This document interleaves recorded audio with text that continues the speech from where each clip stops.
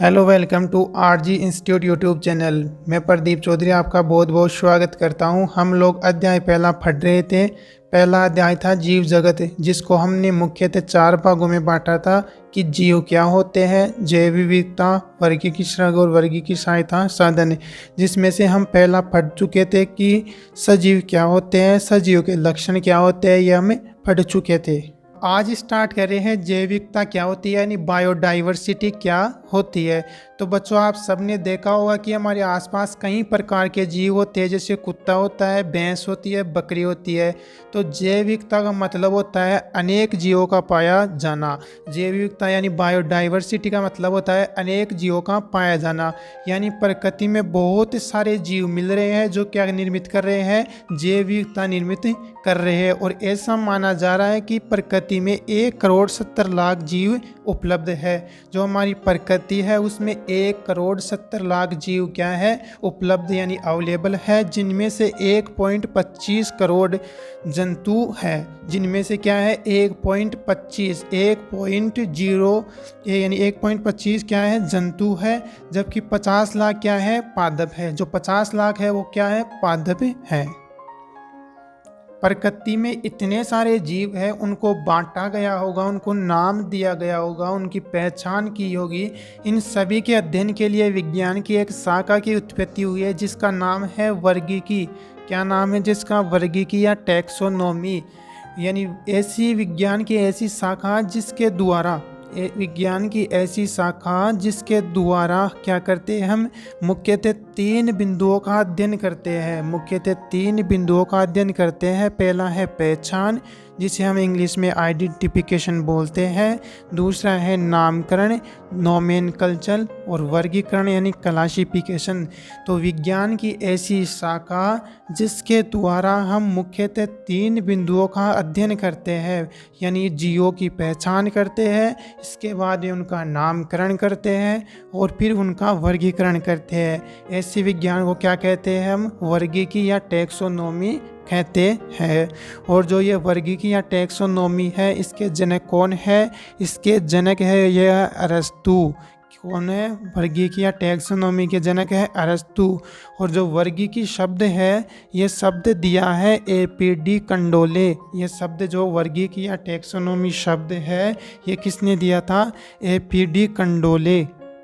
में पहला है पहचान यानी आइडेंटिफिकेशन। पहला क्या है? पहचान यानी आइडेंटिफिकेशन है।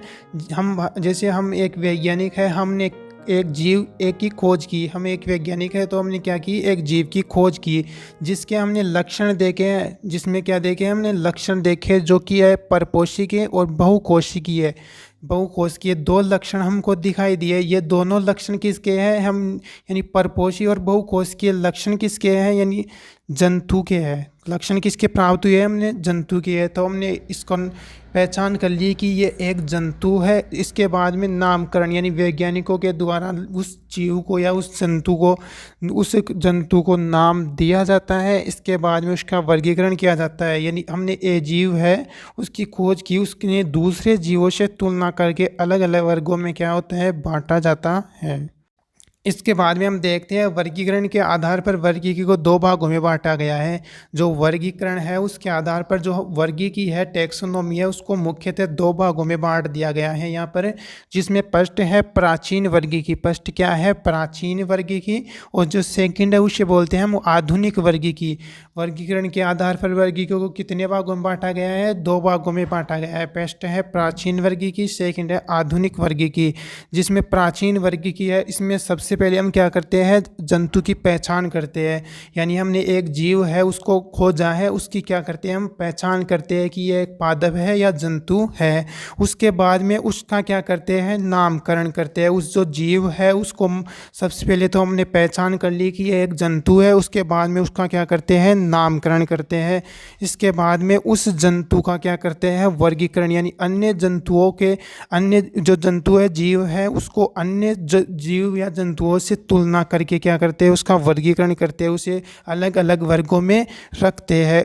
यानी जो लक्षण होते हैं, जो प्राचीन वर्गीकी है उसमें लक्षण होते हैं वो कौन से होते हैं, आकारिकी के आधार पर होते हैं। वो लक्षण होते हैं वो आकारिकी के आधार पर होते हैं, यानी मॉर्फोलॉजी के आधार पर होते हैं। और जो आकारिकी के आधार पर क्या होते हैं, बाह्य लक्षणों या बाह्य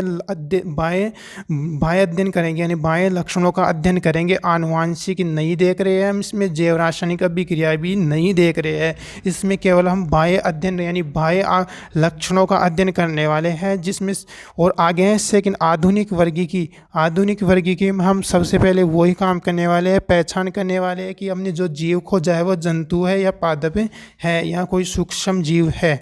इसके बाद में हम उसका नामकरण करने वाले हैं, क्या करने वाले हैं, उसके बाद में पहचान करने के बाद में उस जीव का नामकरण करने वाले हैं। उसके बाद में वर्गीकरण करने वाले हैं, यानी हम कौन से वर्ग में इसके कौन से जंतुओं से इसके लक्षण मेल खा रहे हैं, उससे उस जंतु के साथ हम उसे वर्गों में रख रहे हैं। और जो लक्षण है इसमें जो लक्षण है वो सभी लक्षणों का अध्ययन करने वाले हैं। इसमें क्या करने वाले हैं, सभी लक्षणों का अध्ययन करने वाले हैं। इसमें आकारिकी के आधार पर नहीं करने वाले हैं, इसमें हम सभी लक्षण यानी बाह्य व आंतरिक सभी लक्षणों का अध्ययन करने वाले हैं।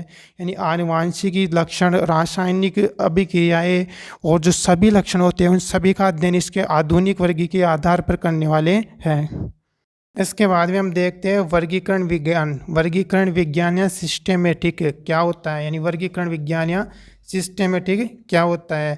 तो वर्गीकरण विज्ञान यानी इसमें हम यह शब्द है, यह वर्गीकरण विज्ञान सिस्टेमेटिक शब्द है, ये किसने दिया था, यह शब्द है वह कैरोलस लिनियस ने दिया था। जो वर्गीकरण विज्ञान या सिस्टेमेटिक शब्द है वो किसने दिया था, कैरोलस लिनियस ने दिया था। ठीक है। और इसमें जो वर्गीकरण विज्ञान है इसमें हम मुख्यतः 4 टॉपिकों को कवर करने वाले हैं। क्या करने वाले, 4 टॉपिकों का अध्ययन करने वाले हैं। सबसे पहले हम कोई जीव है उसकी खोज करने के बाद उसकी क्या करेंगे, पहचान करने वाले हैं कि यह जीव जंतु है या कोई पादप समूह का है। उसके बाद में हम उसका नामकरण करने वाले हैं और उसके बाद में वर्गीकरण और विकासवादी संबंध, ये शब्द है ये इसमें नया जुड़ चुका है कि विकासवादी संबंध क्या होता है। ठीक है, विकासवादी संबंध है उसका अध्ययन हम कल अगली क्लास में करने वाले हैं। तो यह क्लास यहीं समाप्त होती है। अगर आपको कोई भी डाउट है तो नीचे कमेंट बॉक्स में ज़रूर लिखिएगा और चैनल को सब्सक्राइब ज़रूर कर लीजिएगा। धन्यवाद।